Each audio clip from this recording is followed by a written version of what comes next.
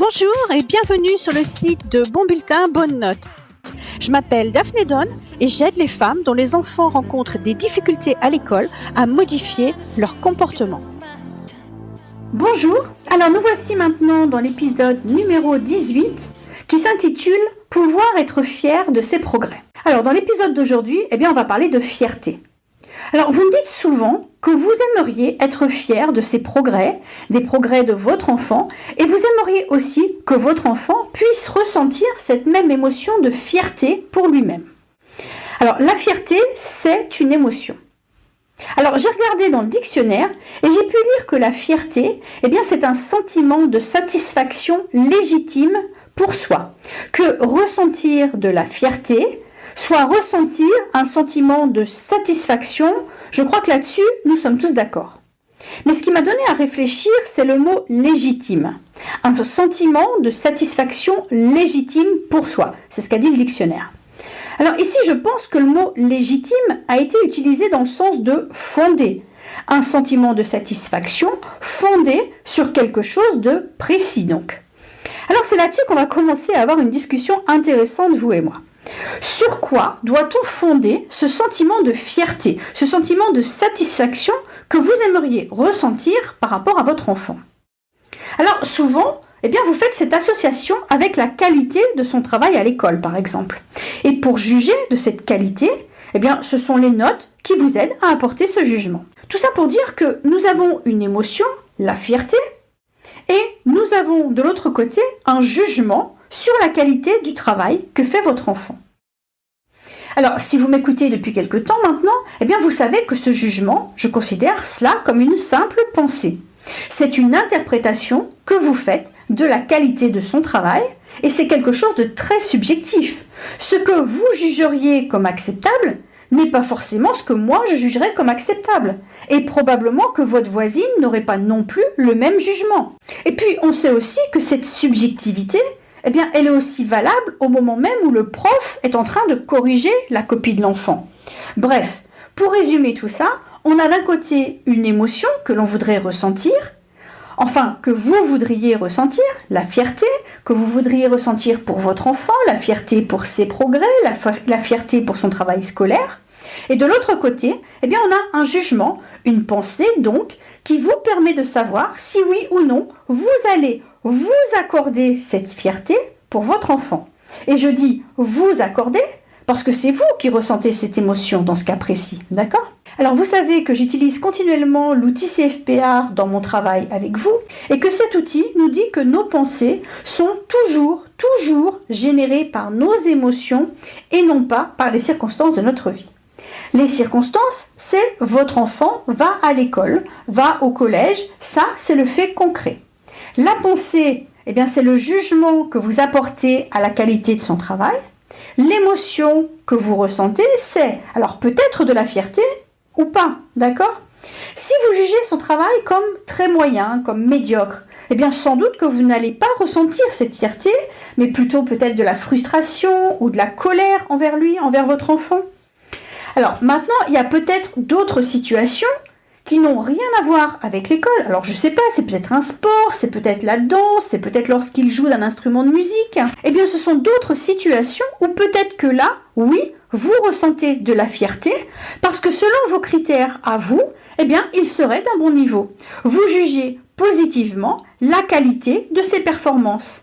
Mais c'est tout aussi subjectif que pour son travail scolaire. Pas sûr que le père de Zidane aurait été fier de lui s'il jouait comme votre enfant au foot, d'accord? Pas sûr que la mère de Mozart aurait été fière de lui si elle jouait comme votre fille au piano, d'accord? Tout ça, c'est subjectif. Ce n'est qu'un jugement, qu'une interprétation, ce n'est qu'une pensée. Nos pensées sont toujours, j'insiste, il faut que vous compreniez bien ça. Nos pensées sont toujours des choix. Alors qu'est-ce que ça veut dire exactement? En réalité, ça veut dire que vous attachiez l'émotion de fierté que vous aimeriez apporter à votre enfant à une pensée que vous pouvez en réalité choisir. Mais bien sûr, peu de gens en ont conscience. Mais même si votre enfant est le plus nul de la classe, qu'il n'a que des zéros, vous pouvez choisir d'être fier de lui si vous choisissez une pensée qui vous fera ressentir cette fierté. Et la preuve, c'est que même si votre enfant est largement la meilleure de la classe, qu'elle n'a quasiment que des 20 sur 20, eh bien vous pouvez tout aussi bien choisir de ne pas ressentir cette fierté pour elle parce que vous vous attachez par exemple à une pensée qui vous dit qu'elle n'a que quasiment des 20 sur 20, mais pas tout le temps.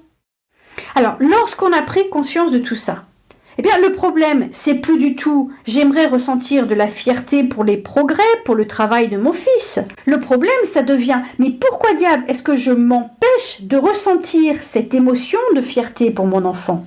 Parce qu'à tout moment, absolument à tout moment, je peux être fière de mon fils, je peux être fière de ma fille.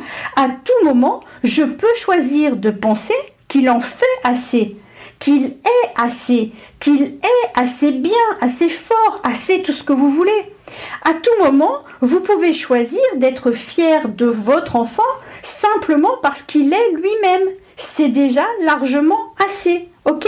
Alors ne vous y méprenez pas non plus. Je ne suis pas en train de dire que vous ne devez pas pour autant lui demander de travailler un peu plus en classe. C'est pas du tout ce que je suis en train de vous dire. Je suis en train de vous parler de cette émotion de fierté que vous pourriez ressentir continuellement pour votre enfant, mais que vous vous retenez de ressentir parce que vous l'attachez à des pensées qui ne servent à rien. Vous y gagnez quoi à ne pas ressentir cette fierté ? Ce n'est pas parce que vous vous retenez de ressentir cette fierté qu'il bossera mieux demain. Simplement, lorsque vous mettez entre ses mains à lui cette belle émotion que vous pourriez ressentir en permanence plutôt, eh bien vous lui donnez tout le pouvoir. Vous mettez votre maturité émotionnelle, vos ressentis, dans les mains d'un enfant. Et c'est vraiment pas la meilleure chose à faire. Vous reprenez tout votre pouvoir, vous devenez mature émotionnellement en créant en vous, à la demande, cette émotion de fierté, en choisissant délibérément la pensée qui créera en vous cette émotion. Et là, on parle de fierté pour votre enfant, mais votre fierté pour vous-même, par rapport à vous-même, vous en êtes où ? C'est quand la dernière fois que vous vous êtes senti fier de vous ? Quels jugements, quelles interprétations faites-vous à propos de vous-même, à propos de vos actions, à propos de vos résultats ? Qui vous empêche de ressentir cette émotion de fierté pour vous-même. On se sent bien quand on se sent fier de soi. Qu'attendez-vous pour vous autoriser à ressentir cette émotion de fierté pour vous-même aussi ? Il vous suffit de choisir la pensée qui créera en vous immédiatement cette émotion. Alors profitez-en alors, acceptez de bien la ressentir dans votre corps, cette fierté. Et puis vous savez quoi ? Eh bien lorsque vous vous sentez fier comme ça, les actions que vous entreprenez, quand vous vous sentez fier comme ça, eh bien, elles ont de quoi vous rendre encore plus fier. C'est-à-dire qu'elles vous donnent encore plus de pensées immédiates et même des pensées inconscientes qui vous font vous sentir encore plus fier de vous.